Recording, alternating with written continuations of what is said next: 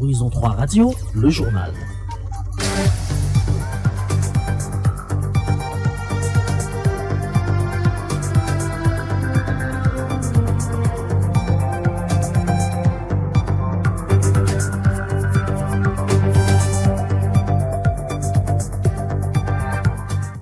Mesdames, Messieurs, bonjour, le 12h sur la 92.2 avec à la présentation Merveille Ondela.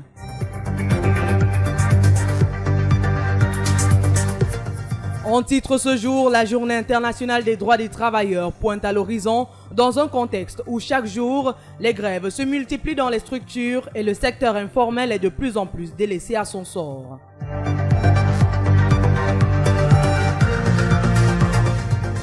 Les acteurs de la santé de la région du littoral ont tenu samedi dernier une réunion visant à évaluer la mise sur pied de la première phase de la couverture santé universelle dans cette partie du pays. Le tout premier forum des maires sur l'enregistrement des naissances s'est refermé samedi dernier ici même à Yaoundé. Les patrons des exécutifs municipaux se sont engagés à appliquer sur le terrain les recommandations qui y ont été prises. Et puis en sport football, Guinness Super League, la 20e journée a livré sa copie ce week-end. Et FC Bolova conserve la tête du classement après sa victoire 3-0 sur Karimanfi de Douala. C'est tout pour les titres.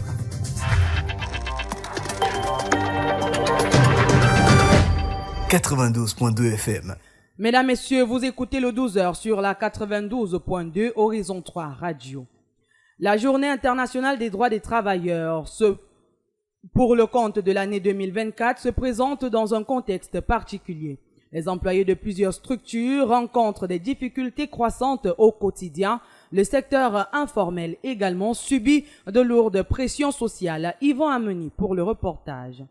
La situation des travailleurs du Cameroun en 2024 est de plus en plus inquiétante. Ceci en raison des multiples revendications sociales dénoncées par plusieurs employés de certaines entreprises dans le pays. Au lendemain de la célébration de la Journée internationale des droits de la femme, les employés de la cotonnière industrielle du Cameroun, SICAM, ont entamé un mouvement de grève le 1er avril 2024. Ceux-ci réclamaient 13 mois de salaire impayés. Ils ont barricadé l'entrée principale de la structure dans la ville de Douala ce jour. Une situation devenue virale dans le pays. Depuis quelques années, les revendications salariales sont devenues le quotidien des enseignants, beaucoup plus ceux du ministère des enseignements secondaires. Avec la création des mouvements OTA, on a trop attendu, OTS, on a trop supporté. En dépit des mesures prises par le gouvernement, la grève des seigneurs de la craie peine encore à marquer un arrêt définitif sur l'étendue du territoire national. Le secteur de l'informel n'est pas en reste car la population camerounaise est en majorité engagée dans les métiers relevant du secteur informel. Repartis comme suit, 63,7% en milieu urbain et 36,3% en milieu rural pour le compte de l'année 2023. Les travailleurs de ce secteur subissent en grande pompe l'impact de l'augmentation du prix du carburant car ils rencontrent des difficultés majeures pour écouler leurs marchandises des campagnes vers les villes à cause de la vétusté des routes. Entre autres, en milieu urbain, le mal s'enracine car les taxes imposées aux travailleurs du jour le jour sont de plus en plus croissantes. Les pouvoirs publics devraient de plus en plus dialoguer avec tous les travailleurs du Cameroun afin de construire une société épanouie car le travail humanise l'homme.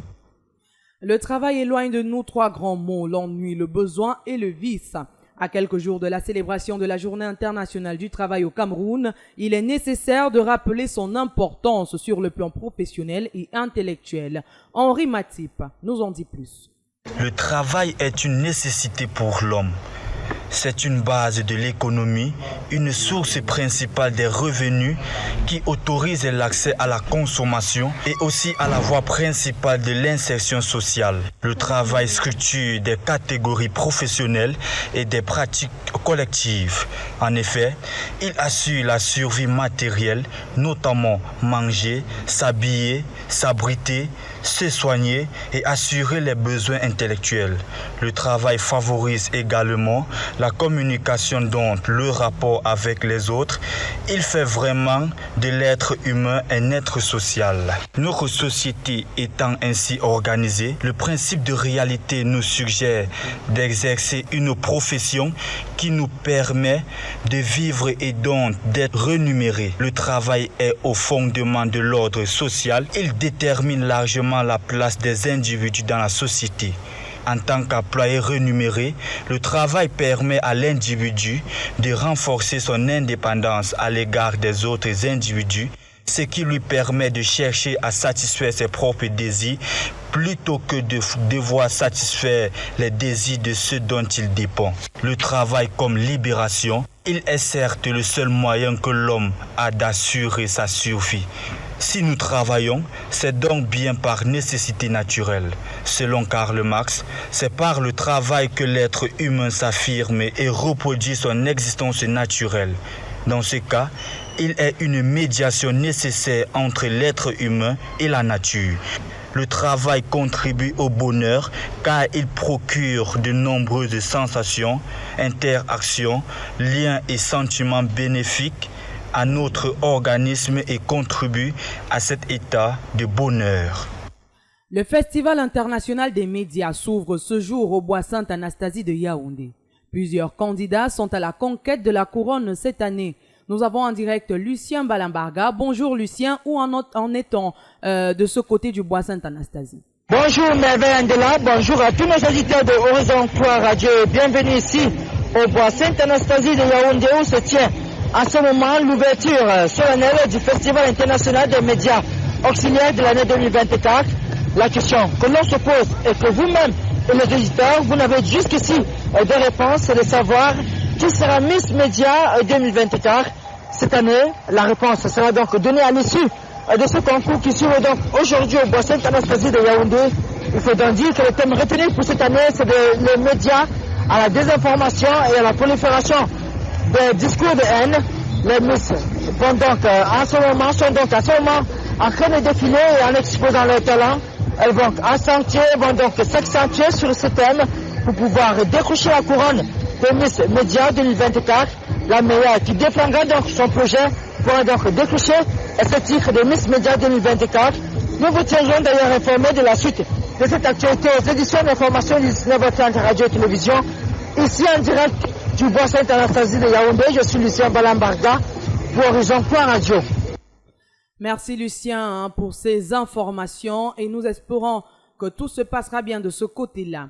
Retour sur le forum des maires sur l'enregistrement des actes de naissance pour dire qu'à l'issue des échanges, des résolutions importantes ont été prises pour résoudre le problème d'actes de naissance au Cameroun. Évocation avec Lucien Balambarga une fois encore. 2 jours d'échange sur la question d'enrôlement d'actes de naissance lors du forum des maires qui s'est tenu à Yaoundé, assorti de plusieurs grandes résolutions et engagements dont s'est félicité le ministre de la décentralisation et du développement local. Je relève avec satisfaction que le cahier des charges, les objectifs de ces assises ont été atteints, du moins au plan conceptuel et théorique. La tonalité des échanges, leur profondeur ainsi que les résultats auxquels les participants sont parvenus au terme de ces 2 jours de travaux intenses confirment, s'il était encore besoin, l'intérêt majeur que revêt pour tous la question de l'état civil en général et de l'enregistrement des naissances en particulier. Durant les 8 ateliers, plusieurs sujets ont été débattus, mais aussi des résolutions formulées à l'endroit des maires et des membres du gouvernement. Parmi celles-ci, la modernisation des services d'état civil à travers la numérisation des actes de naissance. Élargir la catégorie des personnes pouvant déclarer les naissances aux élus locaux, autorités traditionnelles, autorités religieuses, accoucheuses traditionnelles et aux directeurs d'école. 5.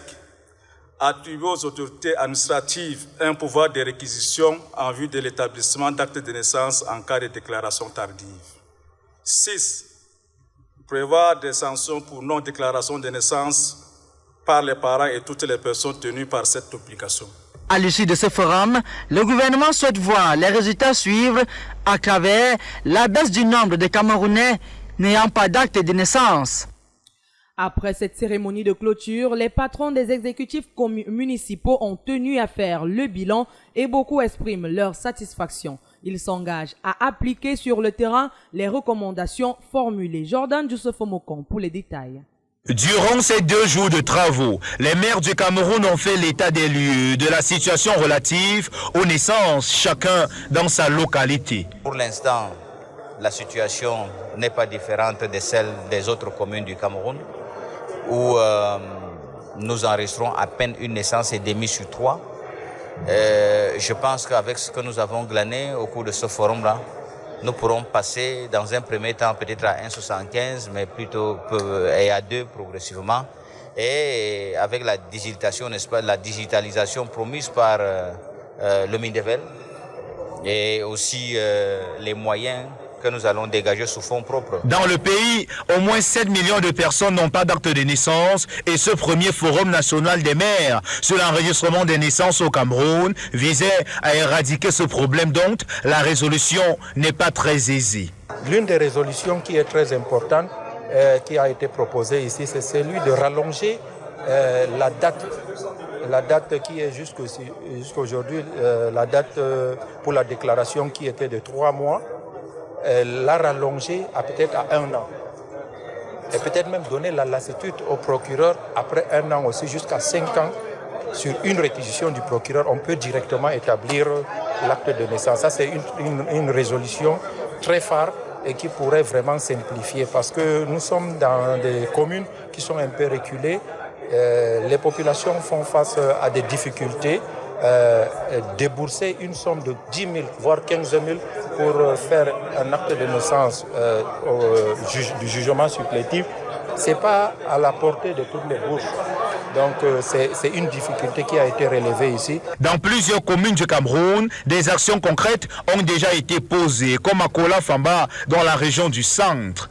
Il faut réformer la procédure afin que tous les acteurs qui sont impliqués dans ces démarches soient sensibilisés pour que tous les Camerounais entre 0 ans, quand je dis 0 ans, ça veut dire pratiquement le jour où il naît et l'âge où il atteint la majorité, que tous ces Camerounais puissent avoir l'état civil. Depuis 2006, le gouvernement camerounais a enclenché une réforme du système de l'état civil ayant conduit à la mise en place du programme de réhabilitation de l'état civil dans le pays. Et ce forum, qui est désormais dans le rétroviseur, a posé les balises de la résolution de ces problèmes auxquels sont confrontés des milliers de Camerounais.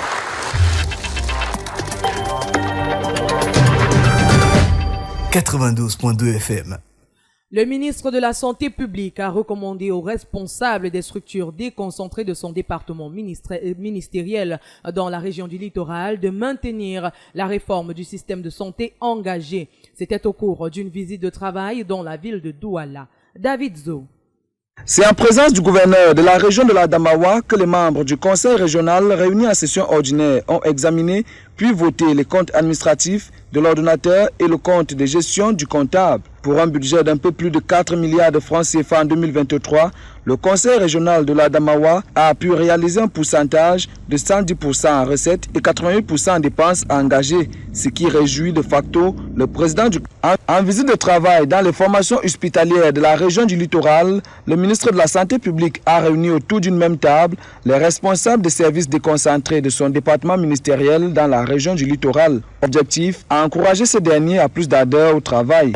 Pouvoir aboutir à ce que M. le Président de la République lui-même veut pour nos populations, pour nos compatriotes, un dispositif sanitaire robuste, résilient et susceptible d'être en période d'épidémie, en période de catastrophes ou d'autres choses. Au cours des échanges, le ministre de la Santé publique est revenu sur plusieurs points, notamment le mode de création des formations sanitaires dans la région du littoral et les relations entre différents collaborateurs. Mesures de contingence et des mesures importantes au niveau de chaque formation sanitaire.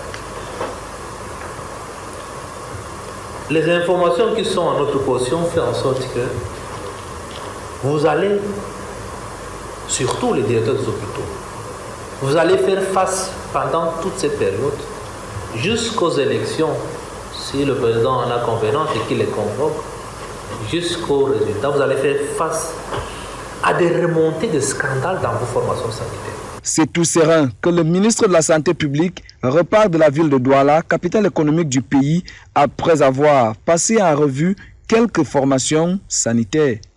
À cet effet, les acteurs de la santé de la région du littoral ont tenu une réunion de concertation en Konsamba dans le département du Mungo.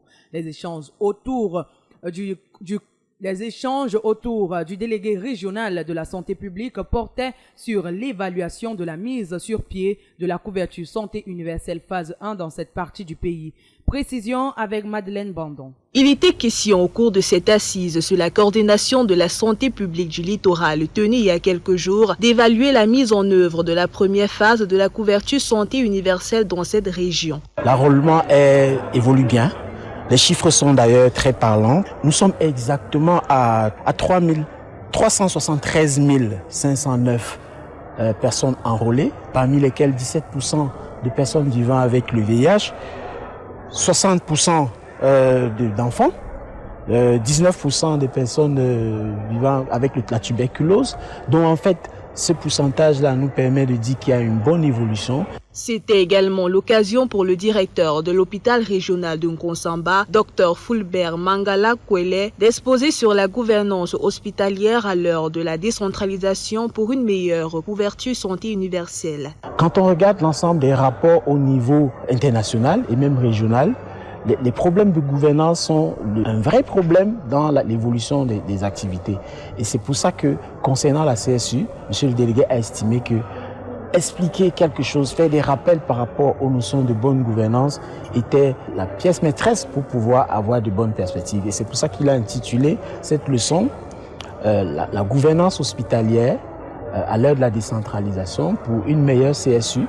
Nous avons essayé d'expliquer pourquoi aujourd'hui beaucoup d'entre nous devions nous référer aux tests, devions nous référer documents normatifs qui nous permettent d'évoluer dans notre tâche au quotidien afin que nous puissions arriver à l'objectif essentiel, celui du bien-être des populations à travers la CSU. Au sortir de cette réunion, on peut conclure que la région du littoral, toujours en observation, réagit bien à cette première phase implémentée au Cameroun depuis 2023. Dans la région de l'extrême nord, l'augmentation constante des réfugiés dans le camp de Manawao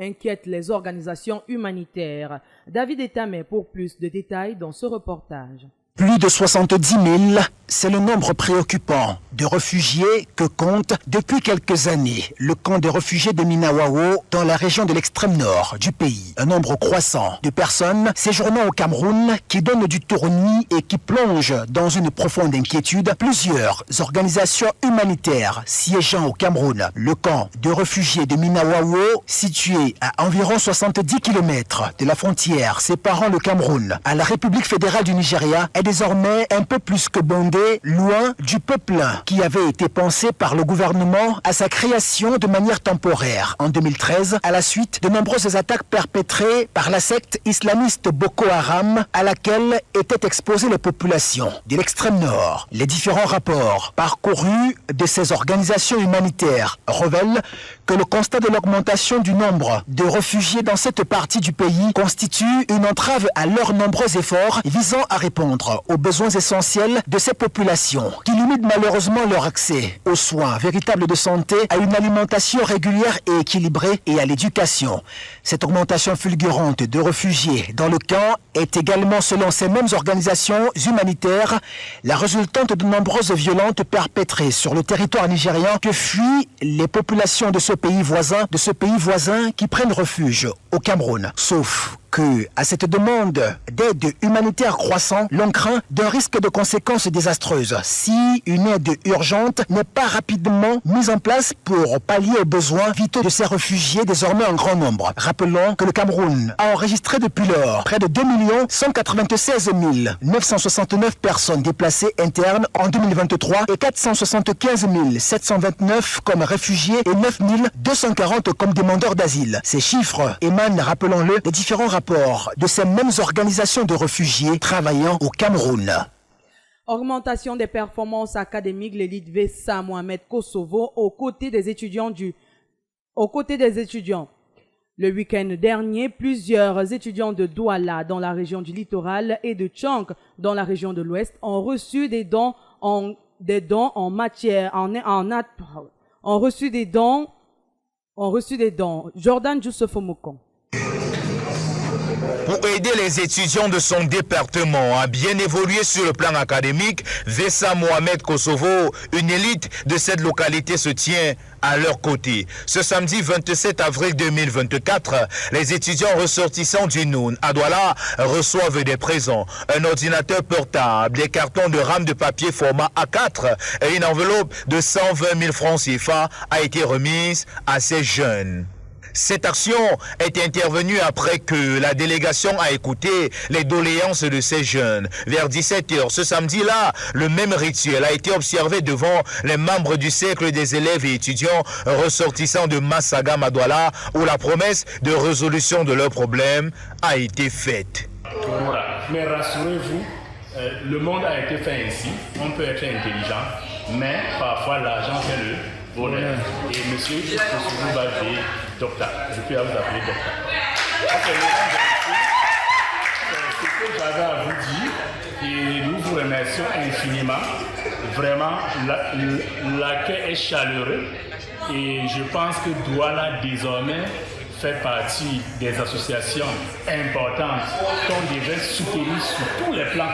Et rassurez-vous, si je suis là devant vous, Monsieur Kosovo est bel et bien présent ici. Après Douala, cap sur la ville universitaire de Tchang, dans la région de l'ouest du Cameroun, où les étudiants ressortissants du Noun, du chef-lieu de la Ménois, attendaient déjà la délégation de l'élite Vessa Mohamed Kosovo que représentait Aruna Diop Tamvoui. C'est en début d'après-midi, ce dimanche 28 avril 2024, que l'association des élèves et étudiants du Noun à Tchang reçoivent des rames de papier, un ordinateur portable et la somme de 100 000 francs CFA. C'est avec le cercle des élèves et étudiants ressortissants de l'arrondissement de Massagam à Tchang que cette tournée s'est achevée avec des annonces de réalisation et de résolution des problèmes de ces jeunes Camerounais ressortissants du Noun par l'élite Vessa Mohamed Kosovo. Les comptes administratifs et de gestion du comptable du Conseil régional de la Damawa ont été validés par les conseillers régionaux réunis en session ordinaire. C'était en présence du gouverneur de la région de la Damawa, David Zo. C'est en présence du gouverneur de la région de la Damawa que les membres du Conseil régional réunis en session ordinaire ont examiné puis voté les comptes administratifs de l'ordonnateur et le compte de gestion du comptable. Pour un budget d'un peu plus de 4 milliards de francs CFA en 2023, le Conseil régional de la Damawa a pu réaliser un pourcentage de 110% en recettes et 88% en dépenses engagées, ce qui réjouit de facto le président du Conseil régional. Les comptes administratifs et les comptes de gestion ont été adoptés.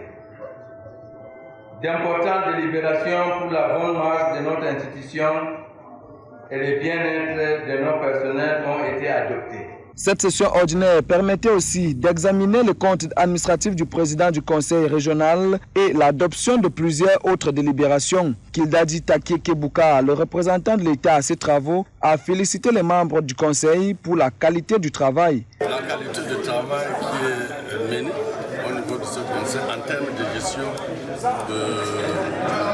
du budget qui est toujours alloué à leur structure.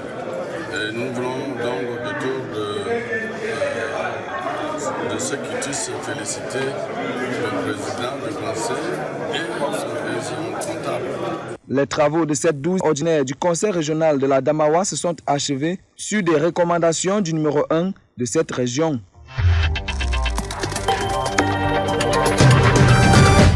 « 92.2 FM » Hors de nos frontières, le Conseil supérieur des médias au Burkina Faso suspend 7 autres médias à la suite de la diffusion d'une information que le gouvernement du Burkina Faso a jugée infondée entre armées et civils. Et au Kenya, les inondations continuent de faire fureur. Après les 52 morts du bus, 42 autres personnes ont perdu la vie près d'un barrage.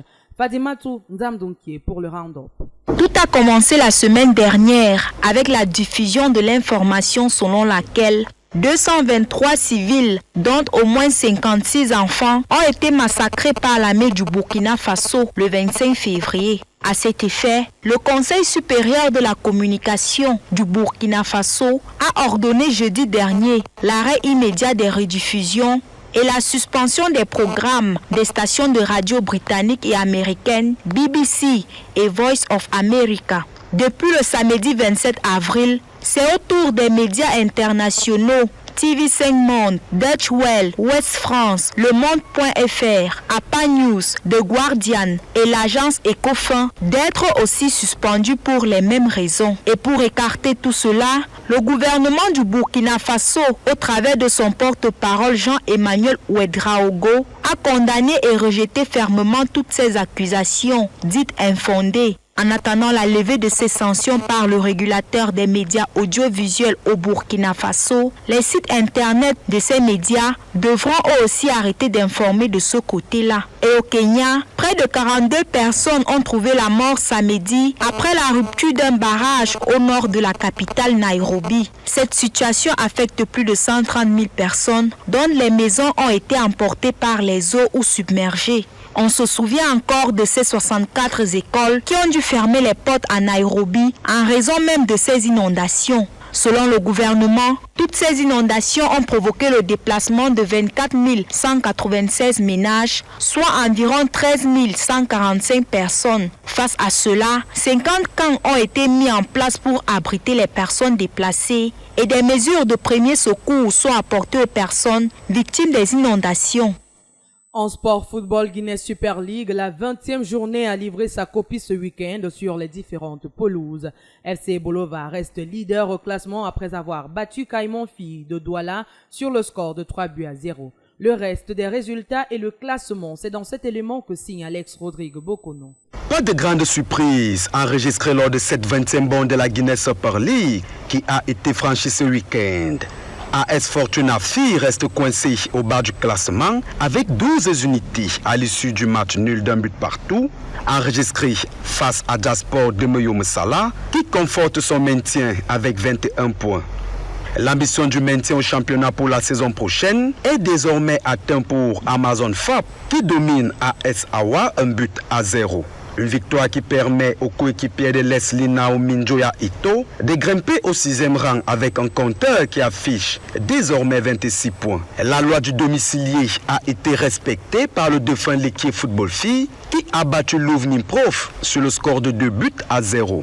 Une belle performance qui permet aux champions en titre de conserver le 2e rang avec 50 unités. Au même titre que son adversaire direct FC Ebolova qui a laminé le ventre mou Caïman Filles de Douala lors du Guinésico sur le score sans appel de 3-0. Les Bongoniers Bolowo se rapprochent du SAR à 2 journées de la fin. Cependant, le moindre faux pas ne sera pas toléré. La sérénité, l'assurance et l'efficacité sont les maîtres mots qui ont caractérisé Éclair Football Filles de ça devant la lanterne rouge et Ding Filles qui s'est fait dominer sur le score de 3-0. Du coup, la 3e place du classement est occupée par les princesses de la Ville Rose qui totalisent 38 points à 2 longueurs d'Authentique Ladies de Douala qui a mordu la poussière face à Aïtabong. Les ionistes d'Nkambe sortent de la zone rouge grâce à cette performance et se hissent au 10e rang avec 19 points. La course au titre de champion du Cameroun reste donc ouverte entre FC et Bolova et l'équipe Football Filles à 2 journées de la fin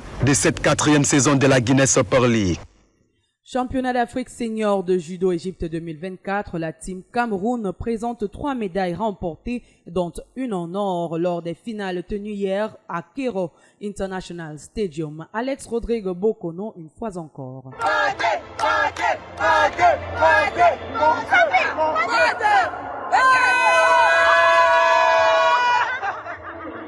L'hymne national du Cameroun a retenti une fois ce samedi 27 avril 2024 au Cairo International Stadium à la grande émotion de Soupimbela Richelle Anita. Cette lionne de plus de 78 kg a dompté la Sénégalaise Georgette Sagna en finale de la catégorie des plus de 78 kg.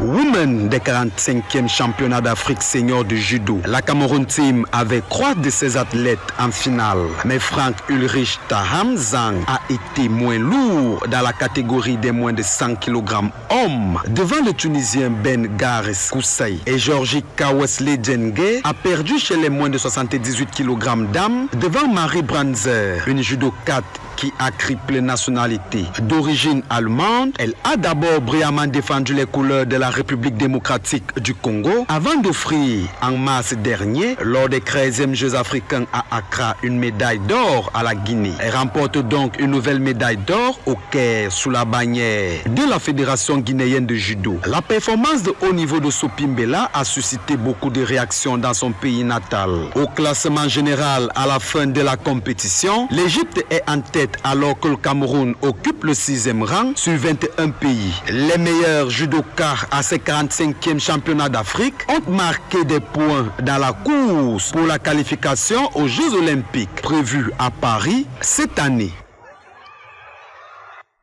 Pierre-René Bignome est le nouvel homme fort de l'instance fêtière de la boxe au Cameroun. Le nouveau président élu a été plébiscité en l'absence du représentant du MINSEP et des commissaires du gouvernement désignés samedi dernier.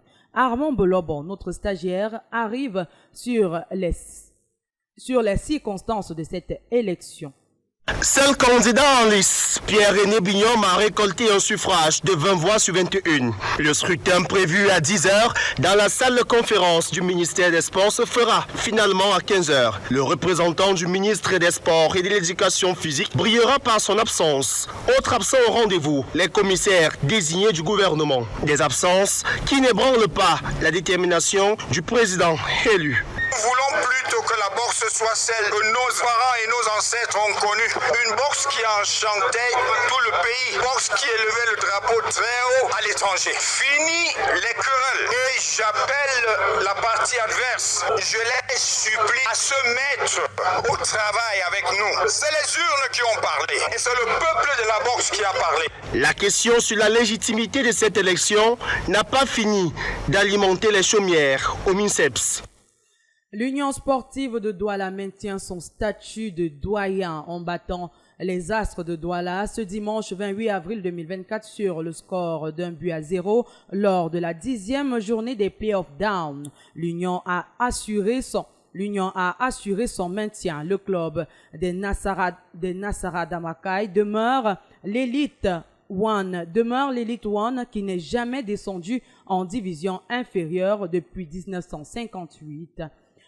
Mesdames, 12h et quelques minutes à Yaoundé. Mesdames, Messieurs, si vous nous rejoignez à l'instant, vous écoutez le journal de 12h, le condensé de l'information en anglais avec Jeff Binze. Good morning, Jeff. Good morning, Meve Yandela. Good morning to auditors. The International Workers' Rights Day for the year 2023-2024 takes place in a peculiar context. Employees of several companies are experiencing increased difficulties in daily basis, and the information sector suffers heavy social issues. Throwback to the Measures Forum on the registration of birth certificates to say that at the end of the exchange of resolutions, important effort has been taken to solve the problem of birth certificates in Cameroon. Work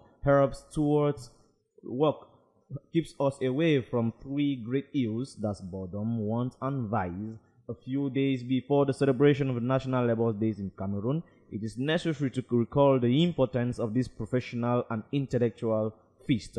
The Minister of Public Health, Manauda Malachi, has recommended to heads of his decentralized structures of the ministerial department in the coastal regions to maintain the system. This was during a working visit in the city of Douala, Saturday, the 27th of April 2024. Health stakeholders from the littoral regions recently held a consultation meeting in Kansaba. This discussion with the regional public health delegates focused on the evaluation of the implementation of the first phase of the universal health coverage in the part of the country. Luc Marwa Barga Antangana rewarded by Alassane Ouattara. He was elevated to the rank of Commander of Ivorian National Order. This discussion was received on the sidelines of the 5th World Conference in Brussels. Humanitarian refugees assistance organizations, in their various reports, they relate that the fear of no longer being able to devote themselves effectively in the care of these internal displaced persons and other from neighboring Nigerians fleeing from violence of Boko Haram. The administrative management accounts of the accountants of our Adamawa Region Council were validated by the regional councillor meeting in the ordinary sessions. This was its presence of the governor of the Adamawa region. The past weekend, several students originated from the noon schooling in the universities of Douala and Chan in the littoral and west regions respectively received donations consisting of laptops and other didactic materials from Vesa Mohamed Kosovo. In the far north region again, the steady increase in the number of refugees in the Monaoa camp in the call of concern to many humanitarian assistance. Outside of our borders, the High Media Council of Burkina Faso suspended 7 other media outlets following the dissemination of false information that the government of Burkina Faso deemed unfounded. And in Kenya, flooding continues to commit to ravage after 52 people died in a bus crash. It is the turn of 42 people who left their life restless beside a dam. In sports, the Guinness Super League Match Day 20 delivered its copy this weekend on the various pitches. FC Bulowa remains top of the table after beating Cayman Girls of Douala by a score 3-0. African Senior Judo Championship Egypt 2024. Team Cameroon has won 3 medals with a golden medal at the Cairo International Stadium. Pierre-René Bignon is the new strongman of the Cameroon governing body of box. The newly installed president was elected in the absence of the Ministry of Sport and Education representatives.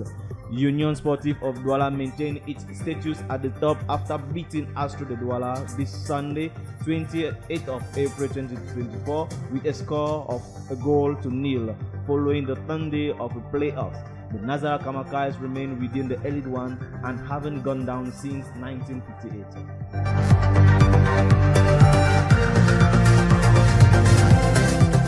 Thank you, Jeff. See you tomorrow.